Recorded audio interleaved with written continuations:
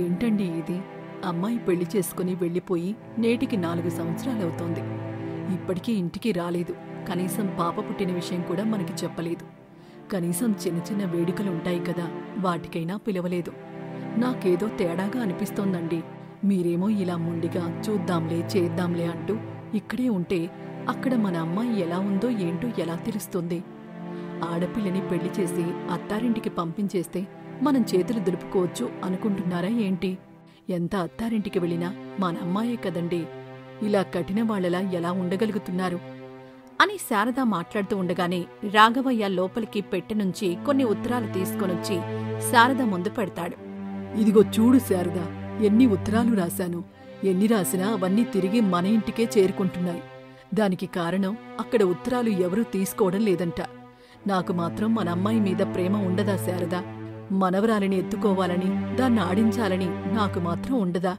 కాని ఏం చేస్తాం, పరిస్థితులు సహకరించడం లేదు కదా. సరే, ఒక పని చెయ్యండి. రేపు ఉదయాన్నే లేచి అమ్మాయి దగ్గరికి వెళ్ళిరండి. అసలు సంగతేంటో తెలిసిపోతుంది. సరే, అది కూడా మంచి పని. అలాగే వెళ్తాలే. సరే రండి, భోజనం పెడతా. ఉదయాన్నే వెళ్ళాలి కదా అని రాఘవయ్యకి భోజనం పెడుతుంది శారద. ఉదయాన్నే లేచి రాఘవయ్య కూతురి ఇంటి బాట పడతాడు. రాఘవయ్య వెళ్లిన కాసేపటికి శారద ఇంటి గుమ్మం దగ్గర కూర్చుని, ఈయన వెళ్ళనైతే వెళ్ళాడు కాని అక్కడ పరిస్థితి ఎలా ఉందో. వెళ్ళిన ఉత్తరాలన్నీ తిరిగొచ్చాయంటే అసలు వాళ్ళు అక్కడ ఉంటున్నారో లేదు.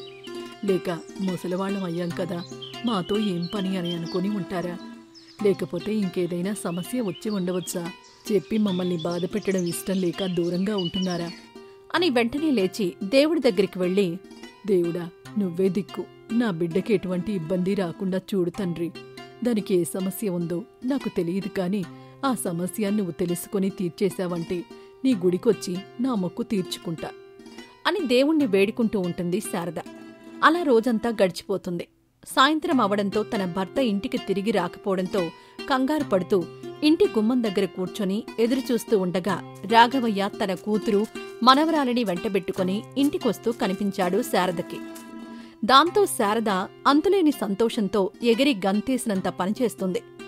కూతురు ఇంట్లోకి రాకముందే తన దగ్గరికి వెళ్ళి, మీనా, ఏంటే ఇన్ని రోజులు ఉత్తరం లేదు, కబురు లేదు. అసలు నీకు అమ్మా నాన్న ఉన్నామని గుర్తున్నామా లేదా?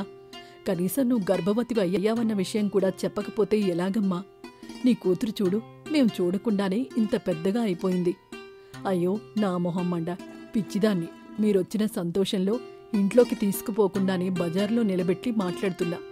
పదండి, లోపలికి పోదాం అని మీనా కూతురుని చేతుల్లోకి తీసుకోవాలని చూడగానే మీనా ఆపేసి, అమ్మా, ఆపవేని నాటకాలు. మీరు నన్ను చూడకపోతే ఏం మునిగిపోయిందని ఈయనని ఇంటికి పంపించావు. ఈయనక్కడికొచ్చి నా కూతురిని పంపించండి అనగానే వాళ్ళు పంపించేశారు. నేను రాకపోతే ఇక్కడ మునిగిపోయేదేమైనా ఉందా? మా ఇల్లు ఇంద్రభవనంలా ఉంటుంది. అక్కడ్నుంచి ఈ కూలిపోవడానికున్న గుడిసెలోకి రమ్మంటున్నారు. అక్కడ మేము ఎలా బ్రతుకుతామో తెలుసా? ఇలా ఇరుకు గదుల్లో బ్రతకడం అంటే ఎంత కష్టమో తెలుసా? నువ్వు అంత గొప్పగా బ్రతకాలనే కదా తల్లి మేము ఆ సంబంధం వెతికి మరీ పెళ్లి చేశాం. నీ పెళ్లికి చేసిన అప్పులు ఇంకా తీరనే లేదు. వాటిని తీర్చడానికి నేను మీ నాన్న ఇప్పటికీ రోజు క్రమం తప్పకుండా పనికి వెళ్తున్నాం అని నీకు తెలుసా? కన్నందుకు తప్పదు కదా. కనీసం ఆ మాత్రం కూడా చేయలేని వాళ్ళు ఎందుకు కన్నట్టో మరి. ఇదిగో మా ఆయన 2 రోజులుండి రమ్మన్నాడు కాబట్టి ఆయన మాట కాదనలేక వచ్చాను. 2 అంటే 2 రోజులు, అంతకుమించి ఒక క్షణం కూడా ఉండలేని గుడిసెలో. పోయేప్పుడు మీ ఏడుపు నాటకాలు పెట్టే ఆలోచనలో మానుకోండి, అర్థమైందా?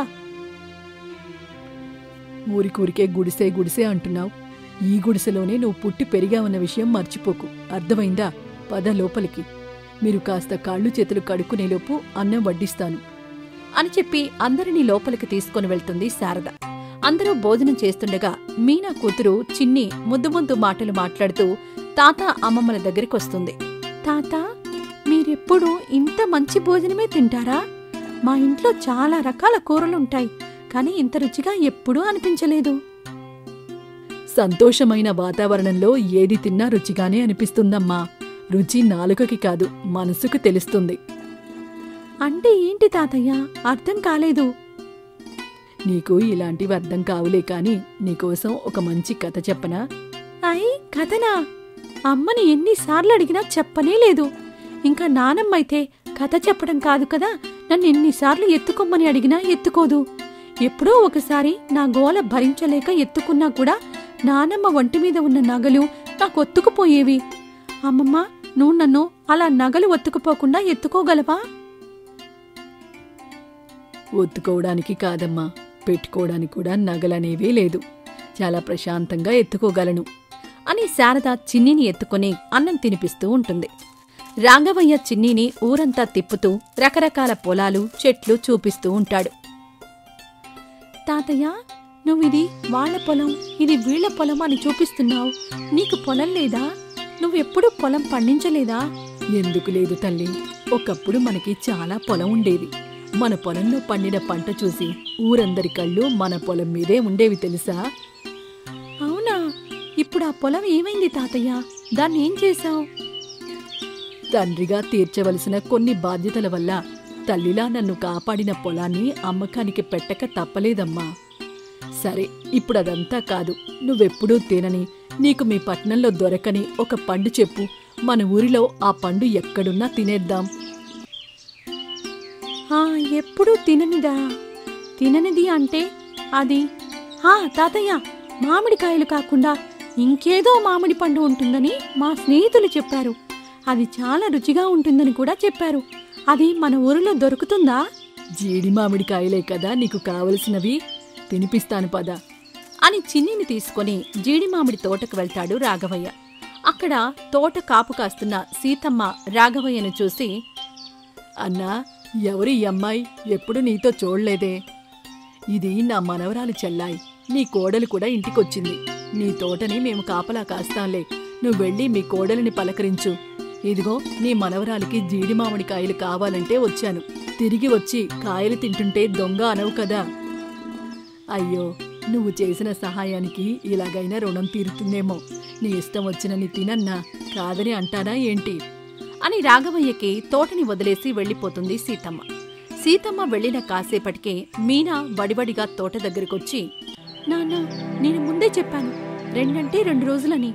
ఈ రోజు వెళ్తానని తెలిసి కూడా దీన్ని ఇలా ఊరంతా తిప్పుతున్నావంటే ఏంటి అర్థం? ఇప్పటి వరకు జీడి మామిడికాయలు తినలేదంటే తీసుకునొచ్చాను. దీంట్లో అర్థమేముందమ్మా? తిన్న వరకు చాలే కాని చిన్ని రావే, వెళ్లే సమయం అయింది. ఇంకా ఎన్ని రోజులు ఈ డబ్బులేని మనుషుల మధ్య ఉంటాం?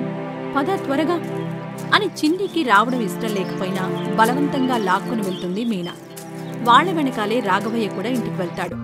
మీనా చకచకా వెళ్లడానికి అన్నీ సర్దుతూ ఉంటే చిన్ని మాత్రం ఇల్లంతా తిరిగి చూస్తూ ఉంటుంది. అలా చిన్ని చూస్తుండగా తన దృష్టి ఇనుప పెట్టె మీద పడుతుంది.